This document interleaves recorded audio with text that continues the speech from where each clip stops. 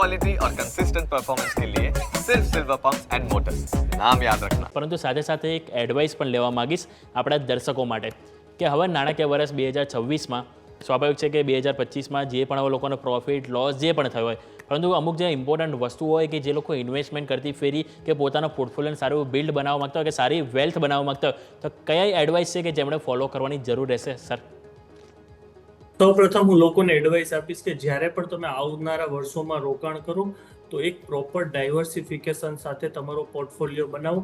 ઘણી વખત લોકો એક્સાઇટેડ થઈ જતા હોય છે ઇન્વેસ્ટર્સ કે કોઈ એક સ્ક્રિપ્ટમાં, તો એ ના કરો. અને જ્યારે પણ તમે રોકાણ કરો ત્યારે તમારા ફાઇનાન્શિયલ એડવાઇઝરની સલાહ લેશો અને જે પ્રમાણે તમે માર્કેટમાં બેલેન્સ રાખો, મ્યુચ્યુઅલ ફંડ છે, ડિરેક્ટ ઇક્વિટી છે, બધામાં તમારે એક બેલેન્સ રાખવાની જરૂર છે. ગોલ્ડ છે, સિલ્વર છે.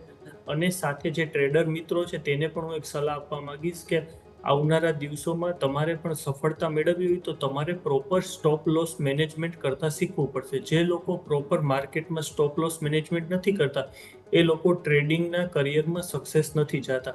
તો ટ્રેડરોને પ્રોપર યોગ્ય સ્ટોપ લોસ રાખવાની સલાહ આપીશ. અને જે ઇન્વેસ્ટર્સ છે તેને હું એક જ સલાહ આપીશ, એક મારી ડાયવર્સિફિકેશનની સલાહ છે. અને જે બીજી સલાહ છે કે હંમેશા કંપનીના ફંડામેન્ટલ્સ ઉપર વધારે ફોકસ આપો, કારણ કે રોકાણકારો માટે ફંડામેન્ટલ્સ જાણવા સૌથી વધારે મહત્વના છે. એટલે જે લોકો ફંડામેન્ટલ્સને વધારે મહત્વ આપશે ને ડેફિનેટલી આવનારા દિવસોમાં પણ ખૂબ સારું રિટર્ન મળી શકે છે. ઓકે સર, ખૂબ ખૂબ આભાર સર આપનો. અહીંયાથી સારી એવી તમે એડવાઇસ અહીંયાથી આપણે તમે દર્શકોને આપી છે. જરૂરથી આપણે દર્શકોને અહીંથી એક્સપેક્ટેશન રાખીશું કે આ બે સલાહ તેઓ અહીંથી ફોકસ કરે.